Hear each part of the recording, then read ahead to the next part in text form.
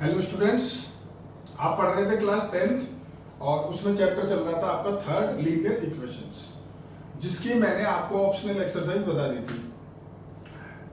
उसमें मैंने आपको कुछ क्वेश्चंस करने के लिए दिए थे, तो उसमें एक डाउट किसी बच्चे ने पूछा है, तो वो मैं आपको बता देता हूं, उसके बाद बढ़ेंगे आगे। तो देखिए, सबसे पहले मैं बता रहा हूं क्वेश्चन नंबर 7 जो है उसका फोर्थ पार्ट, क्वेश्चन नंबर 7 का फोर्थ पार्ट आपकी ऑप्शनल एक्सरसाइज। देखिए क्वेश्चन 7 फोर्थ पार्ट। क्वेश्चन है आपके पास में a minus B into x plus a plus B into y equal to a square minus 2ab minus B square. आगे आपके पास a plus B into x plus y equal to a square plus b square. ये आपकी दो equations हैं, इनको आगे solve करना है आपको। कैसे करेंगे मैंने आपको बताया था, सॉल्व करने का सबसे बेस्ट मेथड होता है एलिमिनेशन मेथड, और मैं उसी से करूंगा।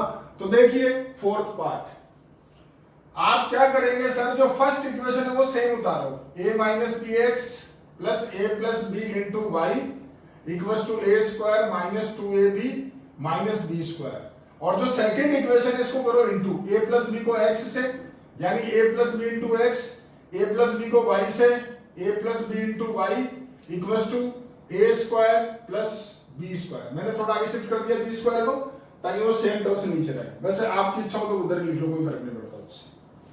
अब क्या करते हो आप, इनमें से किसी एक को इक्वल, यही तो काम है आपका, या तो x का कोएफिशिएंट सेम करते हो, y का कोएफिशिएंट सेम करते हो, मल्टीप्लाई करके। आप ढंग से देखो, इसमें एक जो कोएफिशिएंट है ऑलरेडी इक्वल है, देखो ढंग से दिख रहा है, y का कोएफिशिएंट देखो यहां और यहां दोनों सेम है, तो मैं क्यों इंटू करूंगा भाई, सेम तो हो गया। अगला स्टेप क्या होता है, उनके साइन देखते हो, अगर साइन सेम है तो सब्ट्रैक्ट करते हो, डिफरेंट है तो ऐड करते हो। तो यहां देखो दोनों का साइन है सेम, सेम है तो आप क्या करोगे, सब्ट्रैक्ट, तो कर दो सब्ट्रैक्ट। तो देखो ये मैंने लाइन ड्रॉ करी, इसके नीचे इसको सब्ट्रैक्ट करोगे साइन चेंज होता है, ये हो गया माइनस, ये माइनस, ये माइनस, ये माइनस, ये तो देखो कैंसिल हो गया।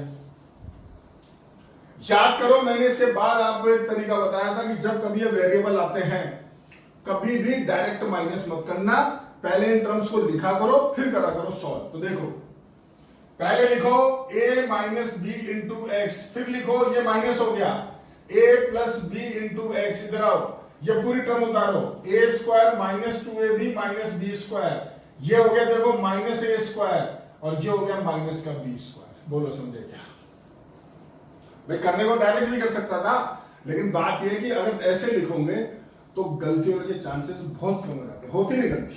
ठीक है, अब देखो यहां पर देखो, या तो x कॉमन ले लो या ब्रैकेट खोल दो, ज्यादा बढ़िया ब्रैकेट खोल दो। तो ये खोलोगे देखो ax, ये हो गया माइनस का bx, ये हो जाएगा माइनस का ax और माइनस का bx।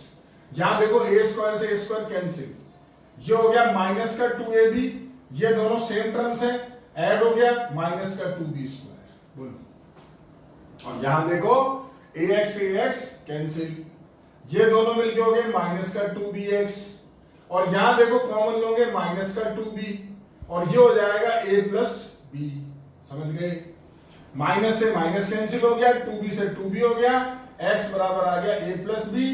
क्वेश्चन खत्म। ये आपके पास आ गई x की वैल्यू, और जैसा कि आप जानते हो ये वैल्यू किस ऊपर किसी इक्वेशन में डालो, उससे क्या निकलेगा y। तो वही कर रहे हैं, देखो कोई सी इक्वेशन उठा लो, फर्स्ट इक्वेशन भी ले लेते हैं।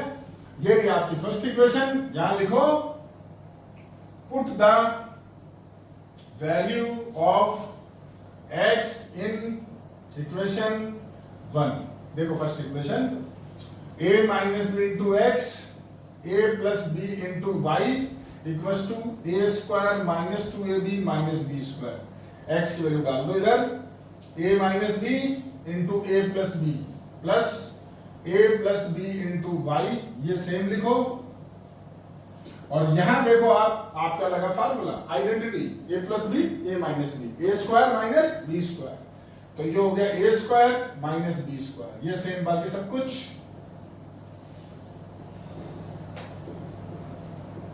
ये देखो ए स्क्वायर से A square cancel, minus B square से माइनस बी स्क्वायर कैंसिल, ये ए स्क्वायर कट गया, ये माइनस बी स्क्वायर कट गया।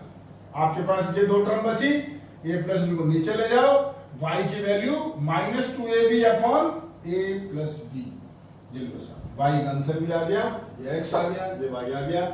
ये आपका 7 क्वेश्चन का 4th पार्ट। और अब 3.7 होती खत्म। इसमें एक क्वेश्चन आपका बचा है, क्वेश्चन नंबर जो आपका 6 था वो है ग्राफ। मैंने बोला था ग्राफ लास्ट में करेंगे।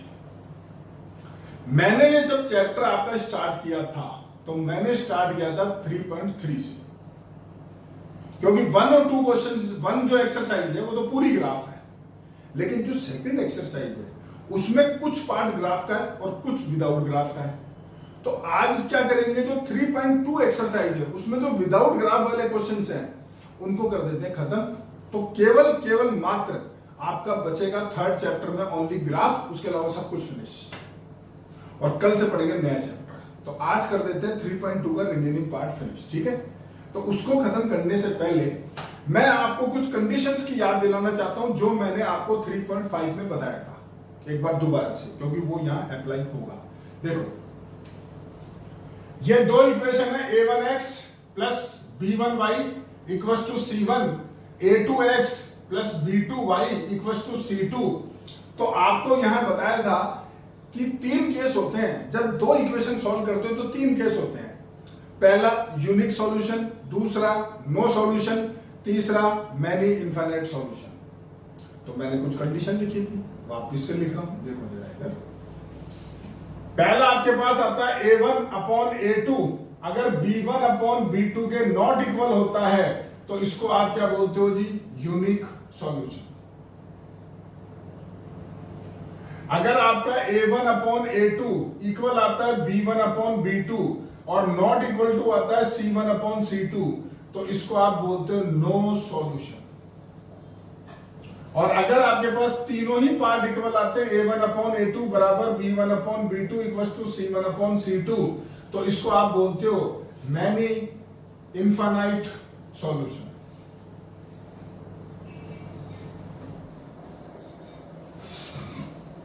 ये आपके 3 केस हैं जो मैंने आपको पहले बताए थे। इसके अलावा मैंने यहाँ कुछ कंडीशन भी लिखी थी, कंसिस्टेंट और इनकंसिस्टेंट। आप में से किसी एक बच्चे ने मेरे को भेजा था कुछ पार्ट, बोले सर ये चीज जो है वो गलत लिखा हुआ है। वो गलत नहीं है, मैं मेरी जगह सही हूं, मैंने लिख दिया वो फाइनल है।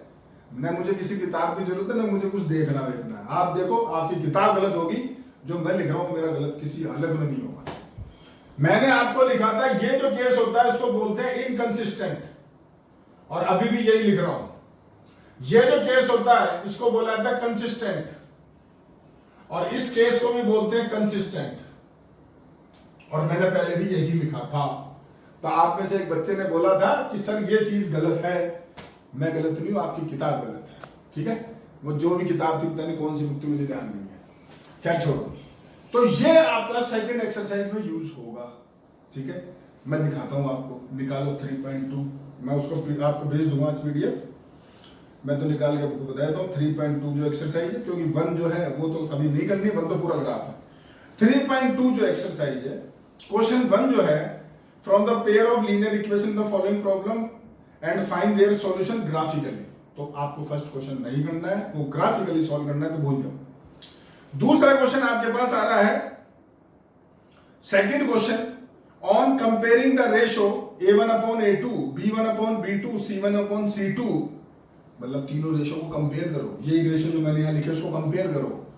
Find out whether the line representing following pair of linear equation intersect at a point, or parallel, or coincident. तो वो चीज मेरे को लिखनी है, वो मैं लिख देता हूं। देखो होता क्या है, जब आप इसके ग्राफ ड्रॉ करते हो, ये ग्राफ आएगा कि लाइन का ग्राफ बना हुआ, आपने एक सेकंड, आप मैं थोड़ा सा हिंट देता हूं, पहले आप इसका स्क्रीनशॉट लो। मैं ये वाला मुझे साफ करना है, वो तो मैं रखूंगा।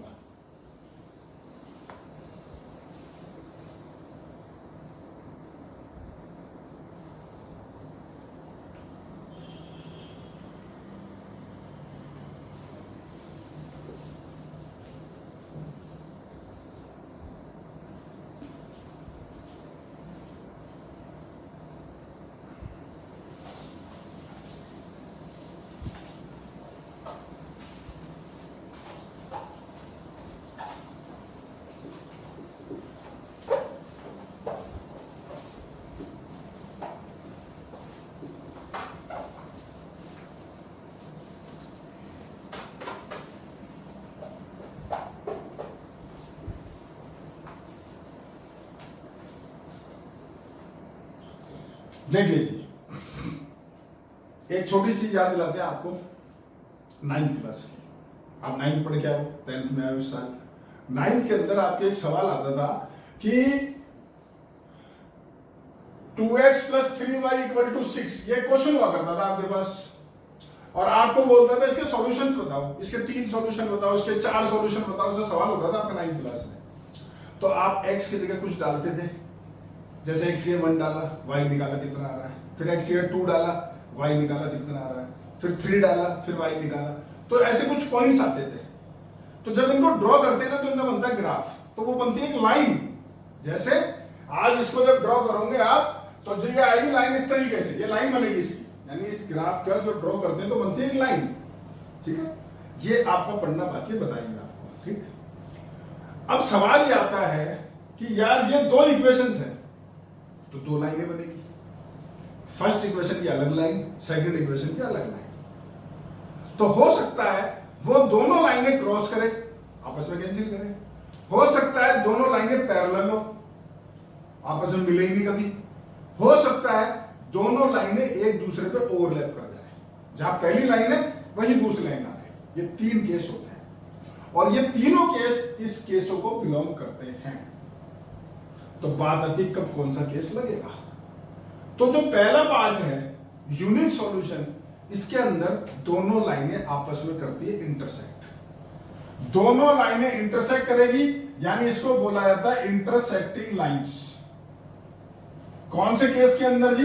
पहले वाले केस के अंदर। जो दूसरा केस है नो सॉल्यूशन, इनकंसिस्टेंट, उसमें दोनों लाइनें होती पैरेलल। इस तरह से ये दोनों लाइनें पैरेलल रहेगी, जो आपस में कभी मीट नहीं करेगी, इस केस के अंदर। और जो मैन इनफाइनाइट सॉल्यूशन है, इसके अंदर एक लाइन पे दूसरी लाइन कट जाती है ओवरलैप, यानी इसको बोलते हैं कोइंसिडेंट लाइंस। एक लाइन पे ही दूसरी लाइन कर गई ओवरलैप, यानी इसको बोला जाता है कोइंसिडेंट लाइंस। तो ये 3 केस आपके पास होते हैं जी 1 by 1, ध्यान रखना। तो ये भी आपसे पूछेगा, आएगा सवाल, इसलिए मैंने बताया। और आएगा क्या? दूसरा क्वेश्चन नहीं, ये पढ़ो आप। क्वेश्चन नंबर जो 2 है, आपसे बोला है कि तीनों रेशो निकालो, और तीनों रेशो निकाल करके चेक करो कि जो लाइनें हैं वो इंटरसेक्ट कर रही है एट ए पॉइंट, और पैरेलल और कोइंसिडेंट। तो ये ना आपके सामने कहा, आप तीनों रेशो निकालो और चेक करो, अगर ये आ रहा है तो ये लिखना, ये आ रहा है तो ये लिखो, ये आ रहा है तो ये लिखो, दैट्स ऑल। और जैसा कि मैंने आपको बोला है, मेरे C1/C2 इक्वल टू में इधर होते हैं, तो मुझे उधर ही चाहिए, तो आप भी उधर ही ले जाओ। जैसे सेकंड क्वेश्चन का फर्स्ट पार्ट जो आप देख रहे हो, मैं उसको ऐसे लिखूंगा। क्वेश्चन नंबर सेकंड का फर्स्ट पार्ट मैं लिखूंगा 5x - 4y = -8 और 7x + 6y और = 9। मैं ऐसे लिखूंगा, मैं उनको उधर लेके जाऊंगा। ये मेरा A1 B1 और ये C1, ये A2 B2 और C2। अब मान लो एक क्वेश्चन कर ही देते हैं, आपको चेक करना है कि इन तीनों में से क्या है। तो मैं सबसे पहले मैं निकालूंगा A1/A2, तो मेरा आ गया 5/7। फिर मैं निकालूंगा B1/B2, तो वो आ गया -4/6, यानी -2/3। तो आप ढंग से देखो, ये दोनों क्या आगे नॉट इक्वल। अगर ये दोनों आगे नॉट इक्वल तो केस लग गया पहला, मुझे C1/C2 निकालना ही नहीं है, मैं क्यों टाइम वेस्ट करूं। ये दोनों आगे नॉट इक्वल, तो मैं लिखूंगा अगले स्टेप में ये दोनों नॉट इक्वल, और नीचे लिख दूंगा the following equations are intersect at a point, यानी इंटरसेक्टिंग लाइंस। बोलो समझ गए क्या? यह आपका सेकंड क्वेश्चन है, ठीक है। यहां लिख देना ऐसे, A1/A2 not equal to B1/B2, therefore नीचे आप लिखोगे the given equations has intersecting lines. ठीक, क्वेश्चन नंबर पढ़िए तीसरा। On comparing the ratio, compare भी सेम क्वेश्चन हो गया, कंपेयर करना। Find out whether the following pair of equation are consistent और इनकंसिस्टेंट। पढ़ लो, आपको सिर्फ ये बताना है कंसिस्टेंट है कि इनकंसिस्टेंट है, तो ये लिख रहे हो। अगर ये केस आ रहा है कंसिस्टेंट, ये आ रहा है इनकंसिस्टेंट, और ये आ रहा है तो कंसिस्टेंट। ये आपका तीसरा क्वेश्चन है, ठीक है। चौथा क्वेश्चन है Which of the following pair of linear equation are consistent or inconsistent? If they consistent, obtain the solution graphically. ये भी मत करना, ग्राफिकली वाला क्वेश्चन नहीं करना है, चौथा नहीं करना। क्वेश्चन नंबर 5वां, ये एक तरह से आपकी वर्ड प्रॉब्लम है, ये आप खुद करोगे, मैं नहीं बता रहा हूं। क्वेश्चन नंबर 6 में कर रहा हूं, क्वेश्चन 7वां फिर मत करना क्योंकि ये आपका ग्राफ है, ठीक है। तो 6वां क्वेश्चन, लास्ट क्वेश्चन मैं आपको बता देता हूं। क्वेश्चन नंबर 6 पढ़िए आप, क्या है क्वेश्चन नंबर 6? ये बोल रहा है given the linear equation this, एक कोई linear equation they the, right another linear equation in 2 variable such that geometrical representation of the pair so form is intersecting lines, parallel lines, coincident line. मैं आपको question का मतलब समझा देता हूं जी। ये कहना ये चाहता है कि एक इक्वेशन उसने आपको दे दी, अब इसके साथ आप एक दूसरी इक्वेशन का पेयर बनाओ, आपकी इच्छा हो तो लिखो दूसरी इक्वेशन, इस तरीके से पेयर बनाओ कि वो जो दोनों पेयर बन गए ना इक्वेशंस, वो इंटरसेक्टिंग लाइंस हो। सेकंड केस में बोल रहा है वो आपकी पैरेलल लाइंस हो, और तीसरा केस बोल रहा है वो आपकी कोइंसिडेंट लाइंस हो। तो वो क्वेश्चन तो मैं कर नहीं रहा हूं, मैं इसी क्वेश्चन को उठा लेता हूं। ये आपका सवाल है, मान लो 2x + 3y और इक्वल टू 6। मुझे पहला केस इसके साथ पेयर बनाना है, वो बनाना है मुझे इंटरसेक्टिंग लाइंस का। तो आप ढंग से देखो पेयरिंग कैसे बनाई जाती है, इस तरह से बनाओ, इंटरसेक्टिंग लाइंस को देखो। उसमें बोल रखा है ये दोनों रेशो इक्वल नहीं होने चाहिए। तो मेरे यहां पर 2x + 3y लिखा हुआ है पहला पार्ट, तो जो अगला मैं लिखूंगा, आपकी मन में आ जो लिखो, कोई जबरदस्ती नहीं, जो इच्छा हो लिखो। तो मैंने मान लो यहां लिख दिया 4x, मैंने 4x लिख दिया। तो आप ढंग से ये देखो, ये इसका डबल है, दिख रहा है ना। तो यहां पर आपको इसका डबल नहीं लिखना है, क्योंकि अगर डबल लिख दिया तो इन दोनों का रेशियो क्या आ जाएगा, सेम, और मुझे उन दोनों का रेशियो सेम नहीं लाना है। तो यानी इसका डबल जो होता है वो होता है 6। तो आपको मात्र 6 नहीं लिखना है, बाकी दुनिया जहान में जो नंबर चाहे लिख देना, जो मर्जी चाहे लिख देना, बस 6 मत लिखना। -6 लिख देना, लेकिन +6 मत लिखना, वरना +6 लिखते ही शुरू के 2 रेशियो सेम आ जाएंगे भैया, और अगर वो सेम आ गए तो मामला बिगड़ गया, तो ये कंडीशन नहीं लगेगी, तो पहला केस फेल हो जाएगा। समझ में आ गई बात मैं क्या बोल रहा हूं? भाई कुछ भी लिखो। बच्चा बोला सर आपने 4 क्यों लिखा? अरे भाई तेरे मन में जो लिख ले यार। बोला मैं तो 8 लिखूंगा, मैं तो 10 लिखूंगा। अरे यार जो मर्जी चाहे लिख। बच्चे को बोला मैं तो यार 10 लिखूंगा, लिख ले भाई 10x। तो ये 2 और यहाँ क्या लिखा 10x, तो वो क्या हो गया इसका 5 टाइम। तो इसका 5 टाइम मत लिखना, बाकी कुछ भी लिख देना। मुद्दे को समझो यार, शुरू के 2 रेशो सेम नहीं आने चाहिए इंटरसेक्टिंग लाइंस में, बात यही तो बोल रहा हूं। तो मुझे अभी हाल फिलहाल यहां पर प्लस का 6 नहीं लिखना है, बाकी जो इच्छा लिखो। तो मैंने यहां पर लिख दिया 5y प्लस, यहां जो इच्छा लिख देना, जो मर्जी लिख देना, क्योंकि इसको इससे कोई लेना देना ही नहीं। अपना पहला केस में ये दोनों नॉट इक्वल चाहिए, C1/C2 से कोई मतलब है ही नहीं।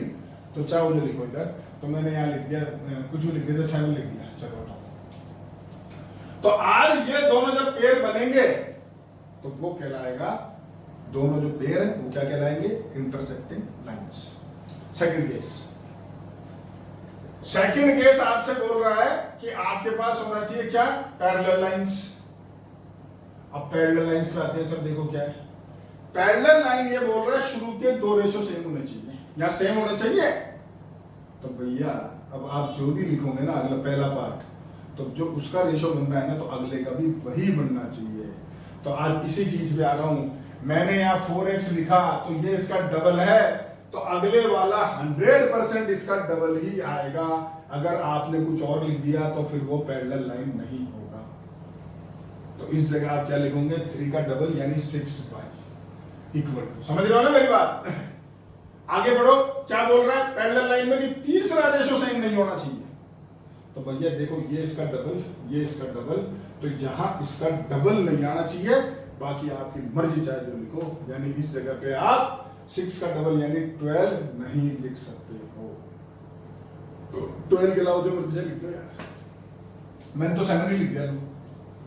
अब ये दोनों जो पेयरिंग होगी वो आपके पास क्या कहलाएगी, पैरेलल लाइंस। और लास्ट पार्ट आपको बोल रहा है, तीसरा पार्ट क्या बोल रहा है ये आपको, कोइंसिडेंट लाइंस।